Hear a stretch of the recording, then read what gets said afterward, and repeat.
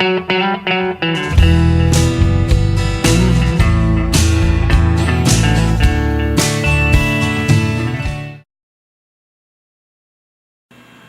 I'm Robert Hitt. This is going to be the first in a series of instructional videos that we're going to show you. What I want to do is get all the traders up to speed on exactly how the Astro Clock works, what we need to pay attention to during the day. As we're going to look at the big screen, we're going to be watching the daily aspects using the Astro Clock, moving one day at a time. You're going to be able to see how the flavor of the day changes every day, and you'll be able to see the movement of the planets on a daily basis and how the aspects or angles between each planet come and go, which changes the psychology that we're dealing with every day. What we have here is a Solar Fire Astro Clock. I have this Astro Clock set to my parameters. The lines that you see on the inner circle are the angles between one planet and another. In this case, Uranus and Saturn would be at a 180-degree angle. The green lines are easy, soft aspects, harmonizing the energies between one planet and another. The red lines are stress aspects, which cause problems. For us trading these markets, we're going to be concentrating more on the problem areas, which are the hard aspects, the red angles, to find opportunities in the market. The first thing we have to do is define the planets. The planets are more or less the actor in the drama, and the sign position that the planet is in other words, the section of space, be it Pisces or Sagittarius or Virgo, that defines the role. So when we're looking at each planet, we have a specific definition of what it is that this planet does. On this chart, you have the sun, which is the consciousness, the awareness, the point of view. You have the moon, which is the mood, the feeling, the underlying emotion on an unconscious level. So you have the two lights being conscious and unconscious. Then you have Mercury, which is the mental processes, the rational mind. Venus is a sense of self-worth, and in our trading regimens, we're looking at Venus as a value-oriented sign.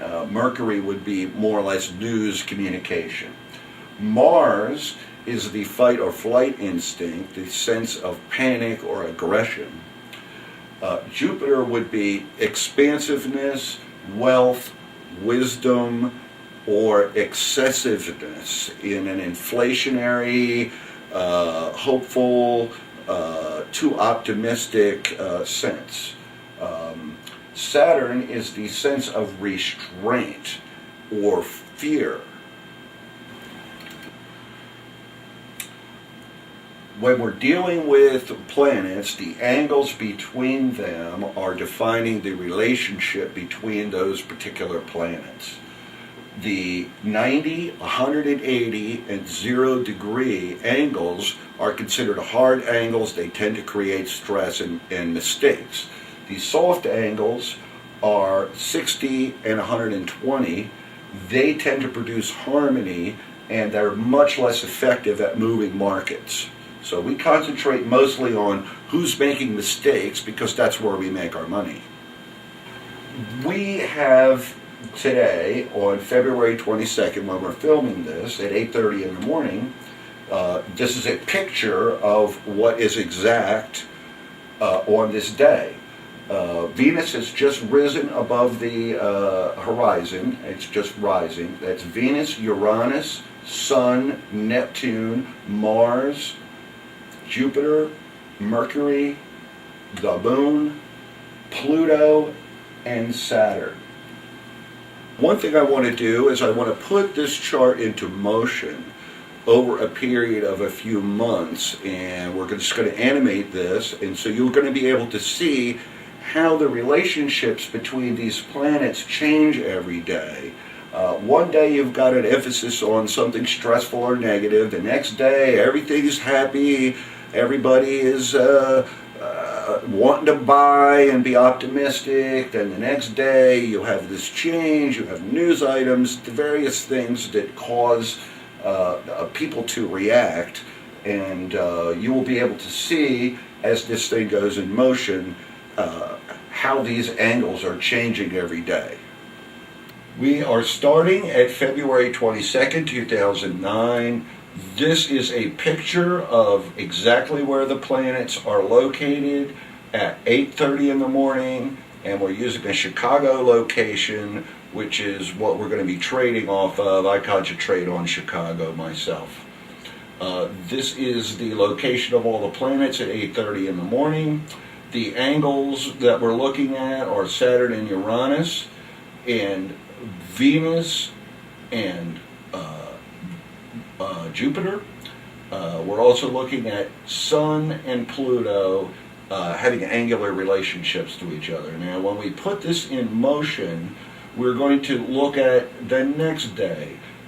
The moon has moved. It's closer to the sun. We're getting very close to the new moon.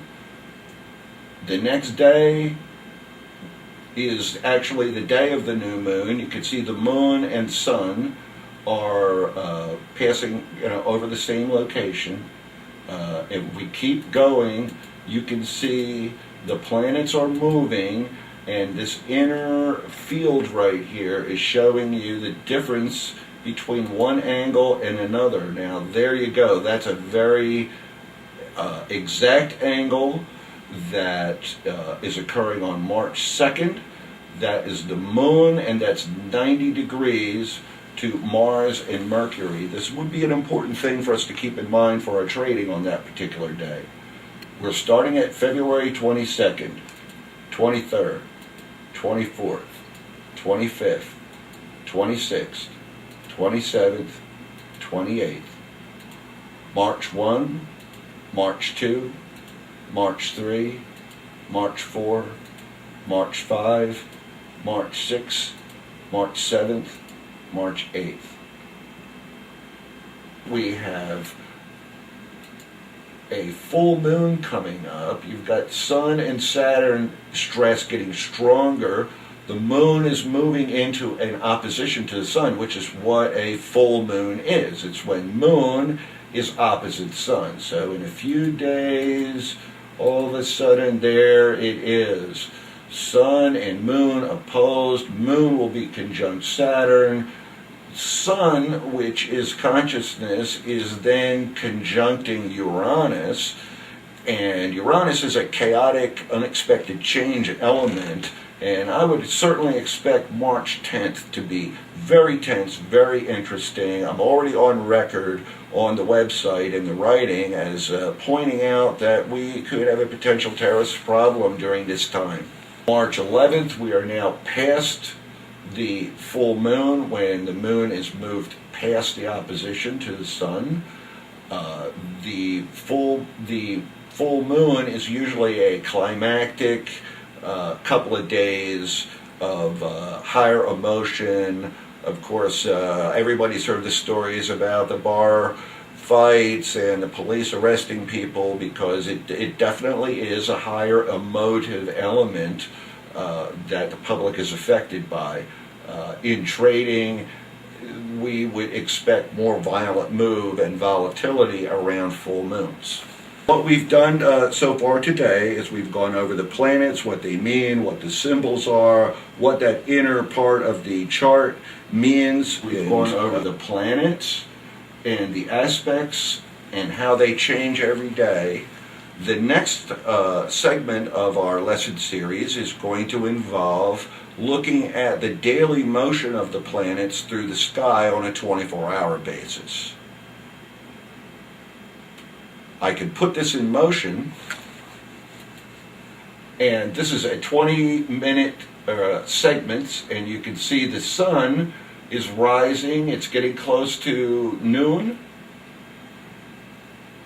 There we are, sun's high in the sky.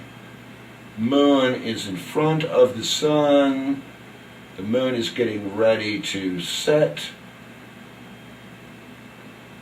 Now the sun is getting ready to set. And there you go. That's your daylight period of time on February 22nd. This is Robert Hitt. I'll see you next week for our next lesson.